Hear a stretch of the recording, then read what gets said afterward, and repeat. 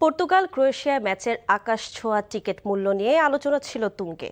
তবে সেই আলোচনা ছাপিয়ে শেষ মুহূর্তের একটি পেনাল্টি বাতিলই হয়ে ওঠে ম্যাচের সবচেয়ে নাটকীয় ঘটনা।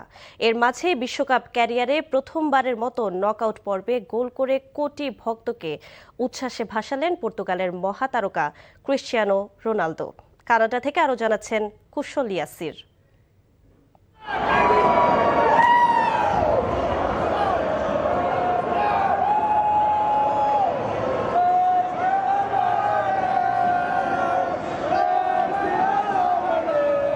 ফুটবল প্রেমীরা যেভাবে ক্রিশ্চিয়ানো রোনালদোকে স্বাগত জানিয়েছিলেন তার প্রতিদান কিন্তু ঠিকই ক্রিশ্চিয়ানো দিয়েছেন এবং শেষ পর্যন্ত তার গোল এসেছে পা থেকে এই ফিফা বিশ্বকাপের নকআউটের মঞ্চে।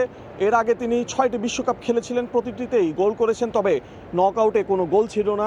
শেষ পর্যন্ত ক্রিশ্চিয়ানো কিন্তু সেই কাঙ্ক্ষিত গোলটি পেলেন।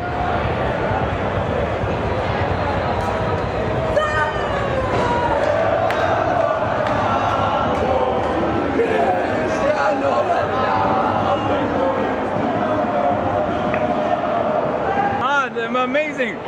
Wait, 1, 2, 3.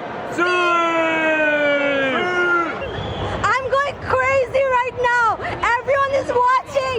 Portugal is off to round of 16. Yes, baby. Real মাদ্রিদের হয়ে 6টি ইউসিএল শিরোপাজয়ী লুকা মদ্রিচ বিদায় নিলেন বিশ্বকাপের নিজের শেষ ম্যাচ থেকে। এই ব্যালন ডিওর জয়ীকে কৃতজ্ঞতা জানিয়েছেন তার সমর্থকরা।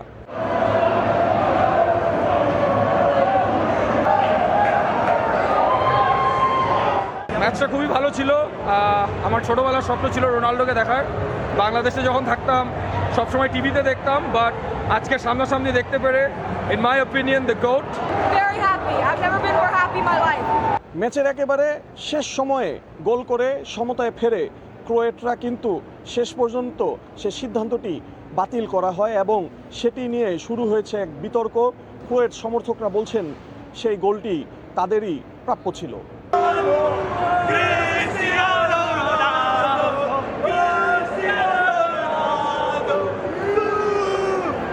ক্রিশ্চিয়ানো রোনালদোর গোল, লুকা মদ্রিচের বিদায় আর শেষ মুহূর্তে সেই বিতর্কিত সিদ্ধান্ত, সব মিলিয়ে একটি জমজমাট ম্যাচ উপহার পেয়েছে টরন্টোবাসীরা।